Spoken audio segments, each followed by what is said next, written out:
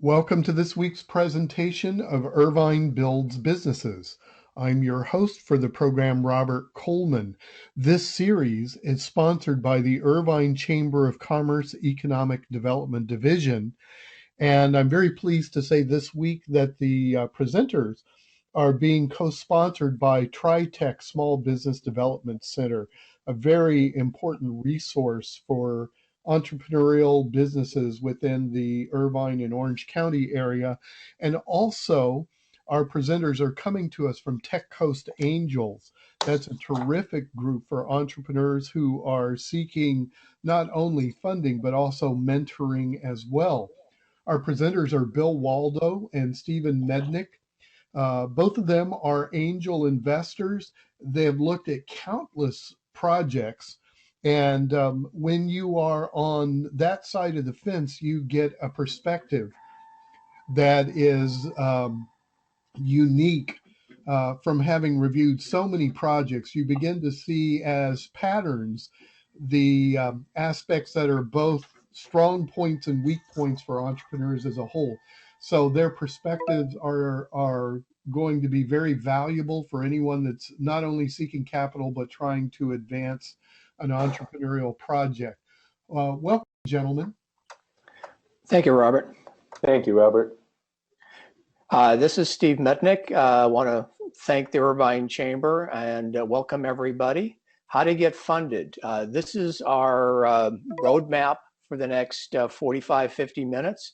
I will start out from a macro level, talking about the new venture financial landscape, and then we'll take a quick break for Robert to make an announcement, and then Bill Waldo will follow me on more of the micro, which are tips for emerging entrepreneurs. Bill, how about a quick background of yourself for the folks? Yes, good afternoon, everyone. Background on myself is I'm an entrepreneur. I started my own company over 25 years ago, sold it about 10 years ago, got involved in angel investing, as you can see with Tech Coast Angels, started my own private consulting practice known as Vantages, and I've been a part now of Tritech for the past 8 years. It's something I do part-time, and I do it mainly because I enjoy it. And really I look forward to hopefully making a difference for the clients that we work with. Thank you. Great. Thanks, Bill.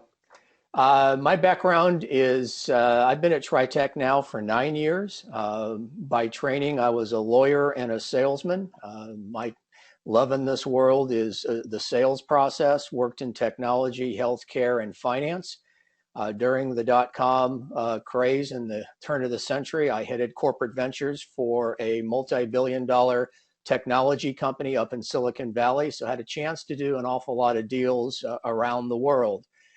10 years ago, I got tapped on the shoulder to teach, and I actually teach entrepreneurship at the USC Marshall School of Business. I'm a full-time professor, and I work with graduate students. I'm also the associate director for our Center for Global Innovation, and you may have seen a flyer where we've got our second annual conference coming up in May.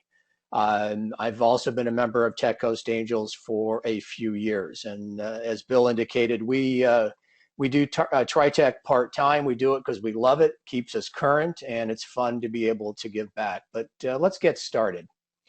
The new venture financial landscape. Why do we start here? I think the best way to state it is if you need a set of tires for your car and you start shopping at McDonald's and Tiffany, you're probably going to run into some problems. They're not going to have tires. You're going to waste a lot of time and realize that you're spinning your wheels, so to speak, and not getting to where you need to go. But if you were to go to a tire shop or even a Costco or whatever, there's a good chance that you can start discussing with them your needs.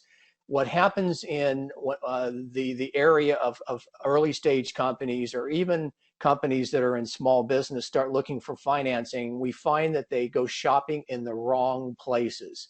And that wastes terrible time and it keeps them away from their business. So what I want to do is give you a very quick overview of the new venture financial landscape. so that you're better equipped to head down to America's Tire or some of the other tire shops or Costco when you need your tires, and you don't go to South Coast Plaza to Tiffany or a Polo store. So that's what this is all about. So the question first is, I need some money. I know the money is out there. What do I do? So how do I get funded? Well, to tell you the truth, the best way to get funded, whether it's debt or equity, is go out and sell something. Nothing speaks louder than telling people what you know. And what you know is what customers tell you. As you develop your business, you're telling a story. You're telling a story not only to your industry, but of course to the customer markets. And they're very much involved in your business.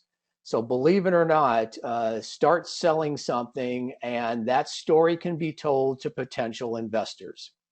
So in looking at getting funded, let me simplify it and say there's probably 3 different paths. As you can imagine, my favorite path is the middle path. Go out and sell something.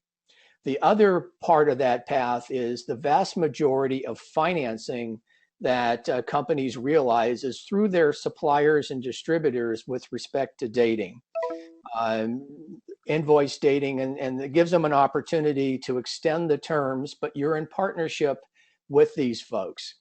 The other 2 paths are the ones that I think a lot of folks, especially that are not informed, tend to go after very, very quickly. 1, the debt side, and number 2, the equity side. The challenge with the debt side for a lot of small companies is they frankly just do not qualify. As you know, if you're going to be assessed for borrowing money, you have to have the ability to repay. And the banks, whether it's an SBA back loan or not, are going to look at a lot of factors, including your history in business. And for a lot of early stage companies, it's just not there. At Tritech, what we tell folks is start with your own bank, talk to them about how they assess your business. And we also work with folks that have opportunities maybe to get some debt financing away from their banks. There's some other lending institutions that may have a better appetite for where they are in their business.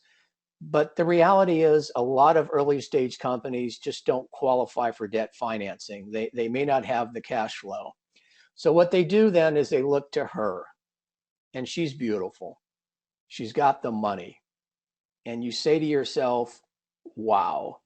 And what she's telling me is, I don't need to service the debt. In fact, I don't need to pay her back until there's a liquidity event. Either I go public, which is extremely unlikely, or I sell the business and she gets her stated share of my business. And you tend to spend a lot of time going after her. Well, the reality is she may turn out to not only look like this at first, but she may turn out to look like that in the end.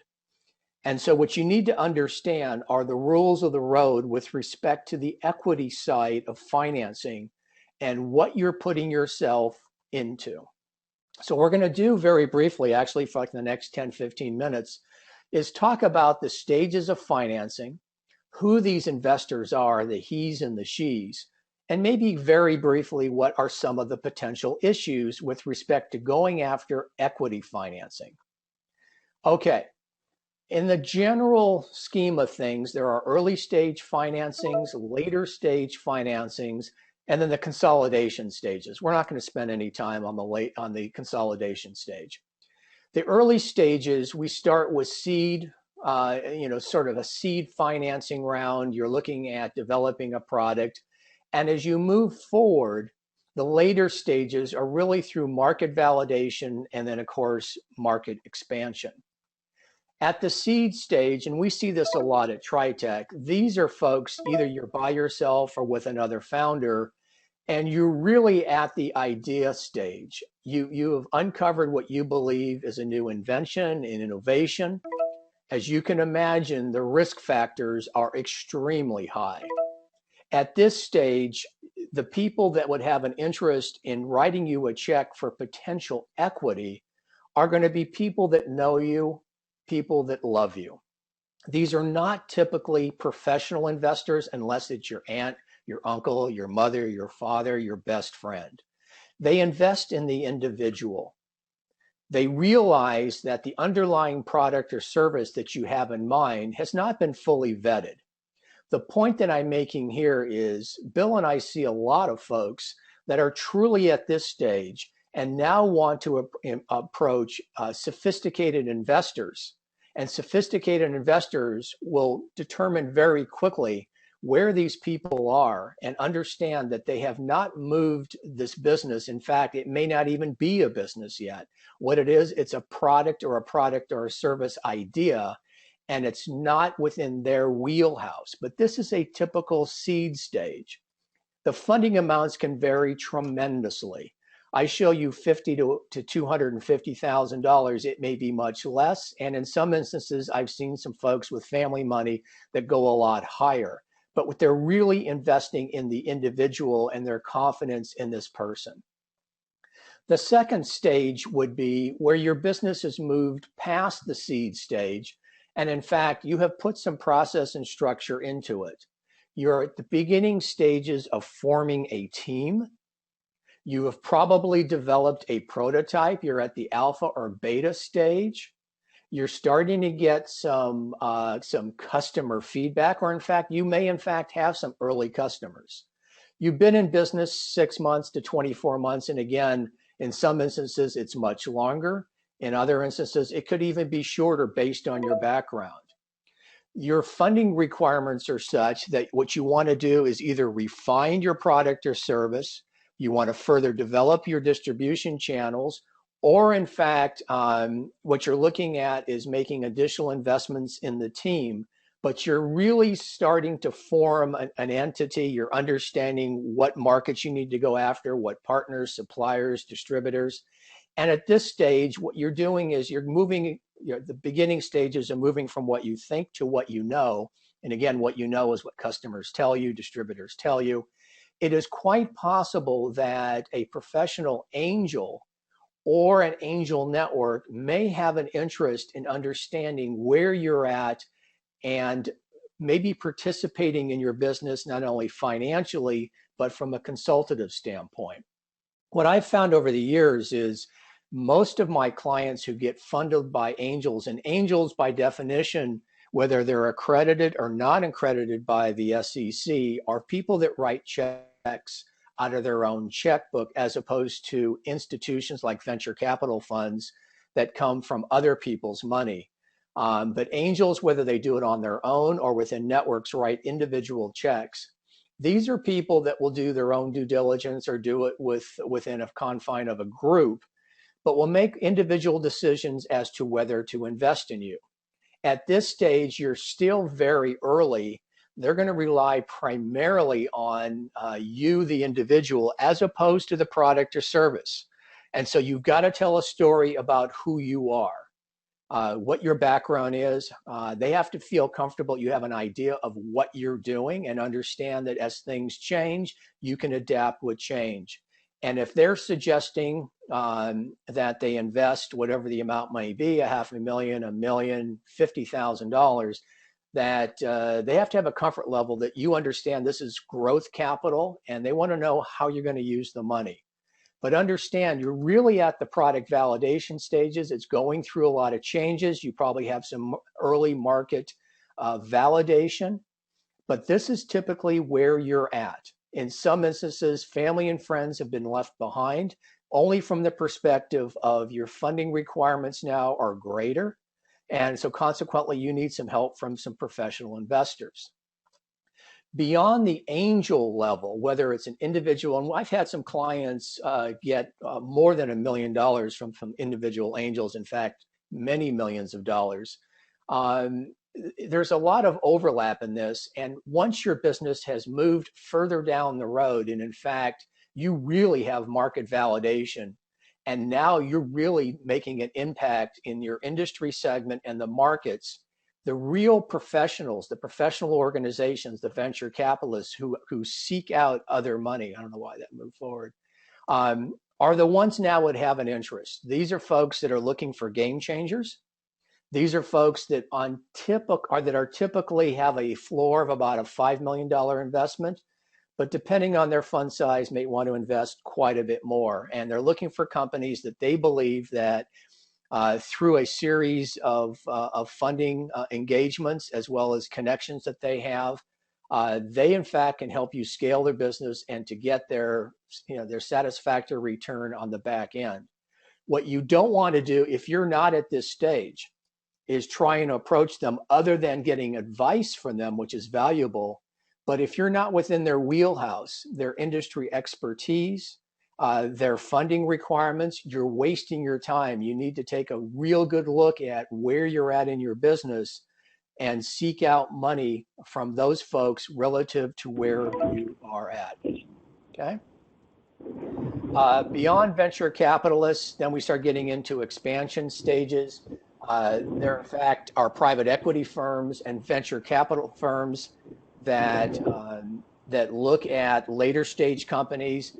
And at this stage, oftentimes they actually come to you. And then the consolidation stage could be public offerings. So who are these investors? I've kind of actually talked about them. This is a quick snapshot. When you get to bootstrapping, those are folks that are within your business, your family, your friends, your partners, your vendors. They may not be giving you actual cash, but they may be extending terms for you. And then you start getting into external financing options, individual angels, angels of partner networks, venture capital, and whatnot. Okay, this is what the stages look like, and you hear this all the time. I'm at the seed stage, a Series A, Series B. This is typical of how this comes down. You need to understand where you're at. You need to understand the sources and where the money comes from. The question we get asked all the time is, how much do I have to give up in order to get funded? These are some general guidelines. Typically, an angel round beyond family and friends is typically in the 20 to 33%. Valuations are a negotiated discussion between you and the investors. When you get to bona fide, sophisticated investors, they understand the game. They understand that if future investments need to be made, that a round is typically going to be in the 20 to 33%. And they will come in at a valuation that makes sense for everybody. But the truth is, if you don't want to give up any ownership in your business, this is not the game for you, because after a couple of rounds, typically, you now hold a minority interest in your business. There are lots of issues with respect to individuals. You could imagine they do not have deep pockets. They tend to micromanage. They don't understand what you're doing. The funding cycle can actually be very short, and it's based upon your personal relationships. When it comes to angel networks, it usually takes 3 to 6 months. Believe it or not, in an angel group, you will negotiate a single term sheet, but you have to sell each angel at a time. There's a tendency to micromanage. You've now given a board seat to the angel group as a representative. Hopefully the terms are like a VC term so that future rounds are easier. But there are times when you may have to be on the phone with a number of investors. When you get to venture capital, these are the folks that do this for a living. You need to understand their rules. You need to understand what their challenges are and how they make money. You need to understand that the risk factors go up a lot more, and they need to really pump money into businesses that, in fact, will grow tremendously. You could do all the right things. If things go well, it's a wonderful experience. If it doesn't, you may be booted out of your business. So understand that from a venture capital perspective, are you in the right stage? Is the investment you're seeking the right size? Are you in the right industry for the partner you're speaking to? And are you in the right geography for them? For a lot of firms up in Silicon Valley, they don't need to go past Silicon Valley. There's always going to be timing issues. What we've seen in closing about the angel groups is angels now are typically less risk averse to companies that have a lot of capital requirements. In the last few years, angels have actually done less pre-launch, less pre-revenue because it is so risky. It's been pushed down to more family and friends. They're looking for things that could scale a lot easier and without a lot of money. So the question is she a good angel or a bad angel? You can also put a VC in there for your venture. This is something you have to decide. You have to get out there and talk, and you've got to sell yourself, sell your business. The best way to do that, I believe, is sell something. So for most of us, angels are those who know and love us. In fact, 92% of businesses are funded really by family and friends and angels and not by strangers. So where are you in your business? How does the world see you? And be very careful to make sure that you're not trying to buy tires at Tiffany. Okay, Robert, that's my macro level. I know you've got an announcement. I am done. Thanks. Thank you so much. So I would like to take just a moment and talk about an event that's coming up. We've been promoting this event on this program for a few weeks now. It's coming up on May 17th. It is a major event within Orange County for anyone interested in taking their goods and services overseas.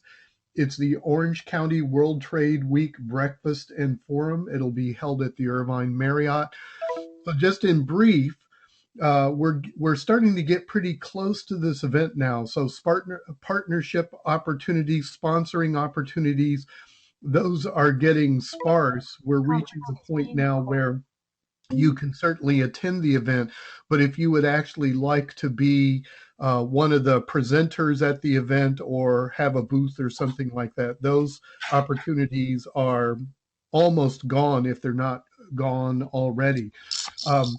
If you do want to take your goods and services overseas, there will be chambers of commerce from different countries, the opportunity to meet people and network with people who can help you get your products overseas. Terrific event. Your keynote speaker will be Kelly Blahakis Hanks, President and CEO of Earth Friendly Products. This is a breakfast forum, so we hope you can attend it. Do go to irvinechamber.com to get additional information. And now, Bill Waldo, let's get you up. You ready, Bill? I am here. Okay, we got echo. Somehow, let's see if we can get that fixed really quickly, Bill. Might Yes. you be close to Steve or something? No, we're in separate offices. Okay, let's see what we can do. Folks, just hang with us for a moment. This is a technical problem we didn't have a few minutes ago. Let me try muting my microphone. Just talk for a second, Bill. Okay. No, it's coming from your side. And Steve, you are muted now, right? Steven? Yeah, Steve's muted. Steven's muted. Speak, Bill, for a moment. Yes. What's happened is my name is not at the top, so I'm unable to turn on the mic. Oh, okay, let me try this. Bill, speak for a moment. Okay. Here. There we go. We fixed it. You're up. Nice job. Okay, so I'm going to talk about tips for emerging entrepreneurs. One of the things I didn't get a chance to share with you at the opening was the fact that I'm still getting feedback, the screening director for Tech Coast Angels, and I've had the opportunity to be through over 1,000 presentations.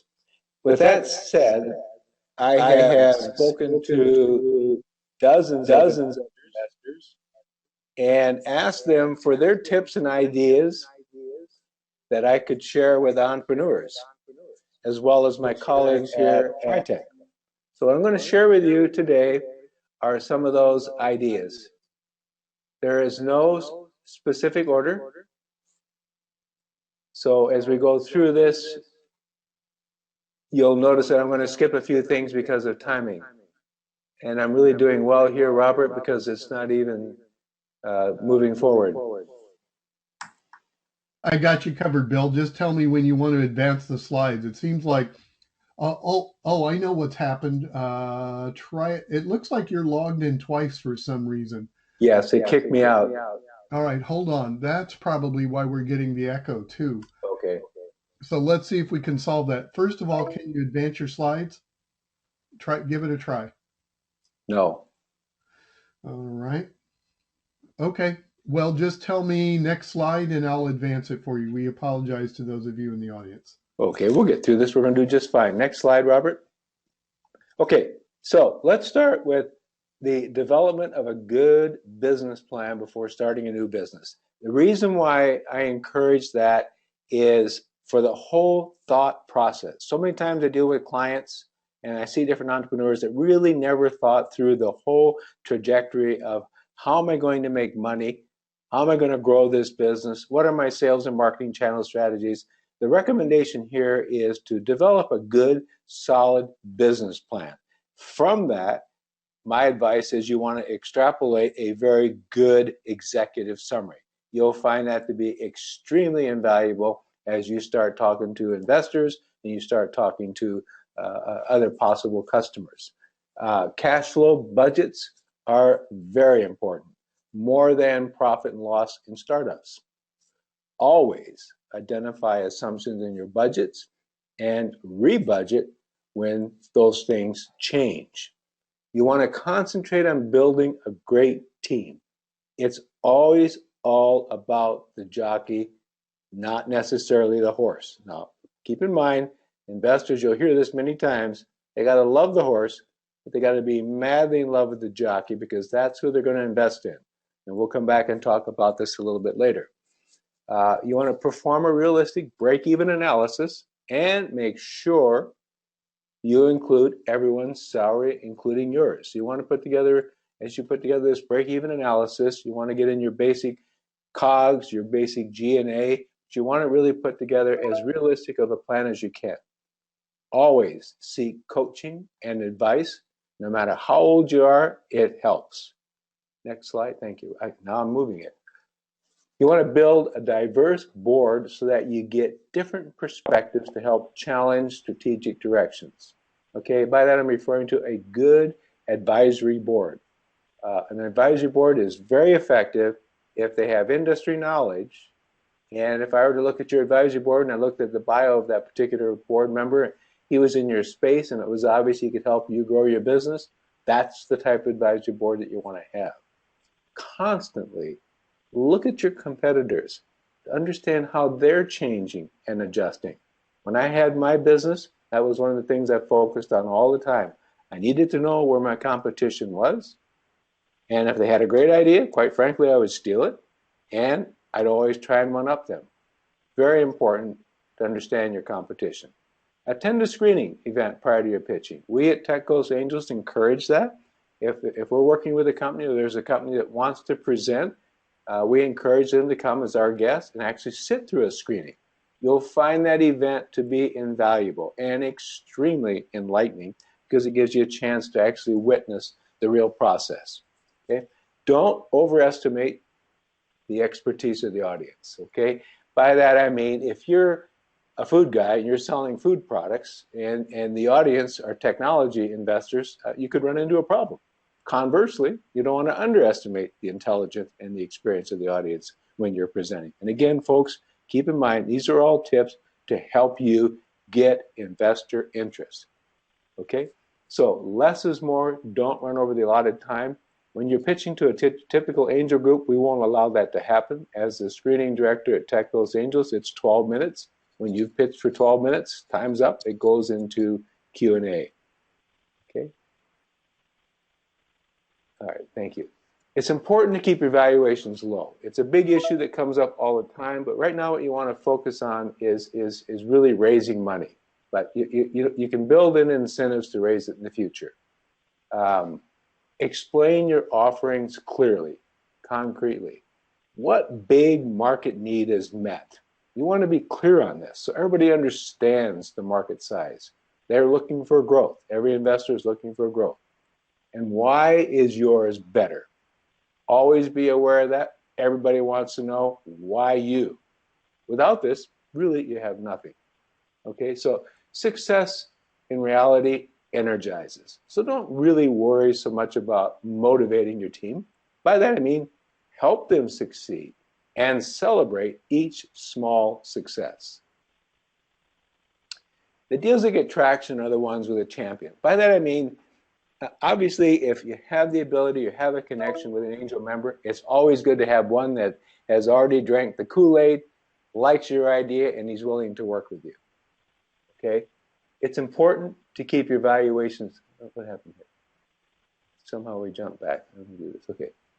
So entrepreneurs cannot help but gain from networking with, I put TCA in there because I'm a little prejudiced, but networking with other members, get to know different angel investors. There's several of these mixer groups. Shake hands, network, get to know who they are. This is really important for you to know. If you're a technology company, it's ideal to have a co-founder that understands the technology part of it. If you're building a technology company, you can't build a product by subcontracting the technology part. It should be built from the ground up with at least one technical co-founder. Now that can be argued. Yes, you can outsource and develop it, but you want to make sure as you go through this process, you own the technology. Another point I want to make is the return of your money is more important than the return on your money. Keep that in mind. Make sure your pitch is an investment pitch or an investor pitch, not a sales pitch. By that I mean, and I see this often, when you're pitching to entrepreneurs or to investors, the investor cares about the business model and the team and really what's in it for him. He's not interested in listening to 12 minutes about product and sales pitch. And oftentimes that mistake is made. So you want to, if you're making an investor pitch, you want to focus on the fact that my audience, they're investors. So be candid, transparent, and accurate in everything you share. All issues will come out in due diligence. No one likes surprises. Don't make assertions that will later prove to be untrue. It will kill your credibility and ultimately would kill your deal. So another point, determine the amount of startup capital you feel you'll require, and then listen to me loud and clear, then plan on raising twice that amount. Also, and I say this, and this is just different people's opinions, don't put your lawyer on the board ever, okay? Be sure, I gotta have a little bit of fun here. Be sure you clearly define the problem you're solving and the solution to the problem in the first slide of your pitch. Now this, ladies and gentlemen, goes to the famous elevator pitch and or the fast pitch that you hear so much about. Investors, like anyone else, they have a short attention span. So that means you have about a minute to articulate as clearly as you can exactly what it is you do, what's different about you, and why you.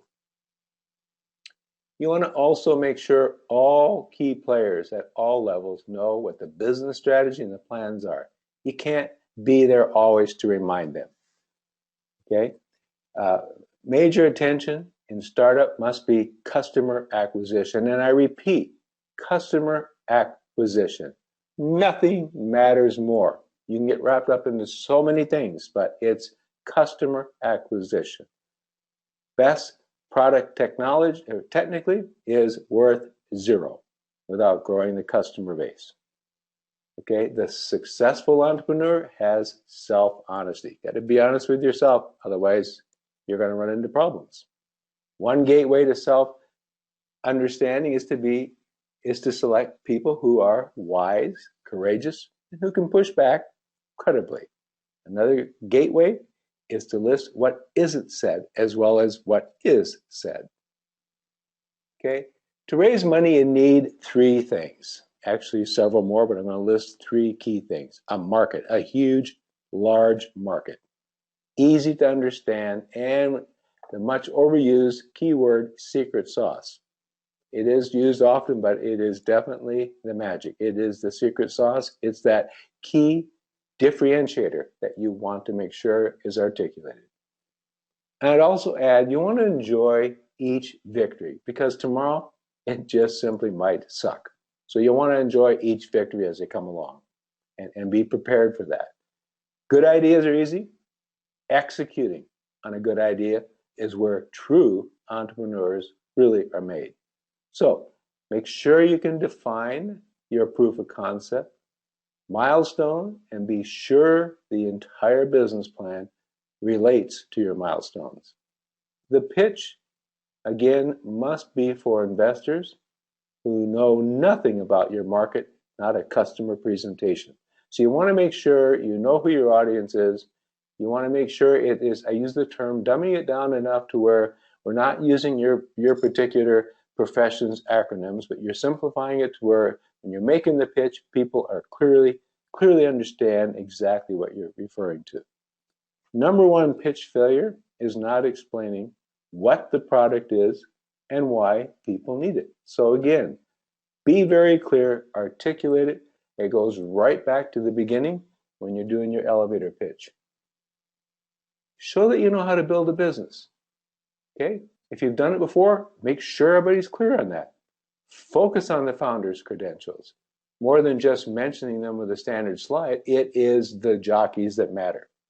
And we want to make sure the founder, the CTO, the COO, the business development person, your key team players, the bios, the backgrounds, their accomplishments, all these should come out when you're talking to investors. So they understand, again, how good are the jockeys they're about to invest in.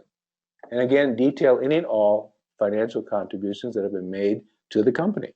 If you put in $100,000 and you've raised $300,000 from family and friends, articulate that. Very important. That means that you have already been successful in early adopters. They're willing to take the initial risk, and investors are very pleased to see that, as well as seeing that the actual entrepreneur has skin in the game. So you want to provide true and tangible evidence of any material advisors or customers other than just a mention. Leave as much time as possible for Q&A, and that's in there, but again, with the way we set it up today, especially at Tech Los Angeles, you don't need to worry about that. You'll have 12 minutes. Let more than one founder speak if they have expertise in a given part of the company. By that I mean, and would recommend during Q&A, if you've got your CTO or your COO or one of your founders or co-partners, have them up there. It's always good to have the team there. You know, investors want the CEO to present, but if you've got a team, bring them on board, and when you get into Q&A, let them be a part of it. Provide a short video demo of any functioning product if possible. So when I say that, there are dangers there because if you're depending on the internet, it's almost guaranteed there'll be some disaster. So embed it on your hard drive, and it is only recommended if you're using it, and it's about a minute, no more than a minute, if you're using it as a way to articulate better your business model. I have several clients that have had great success in putting together a short 60-second video because people are visual, and when they look at that video, they get it. So that's the reason why I bring that into this. So we'll see you next week. And this ends Irvine Builds Businesses for this week. Thank you for attending.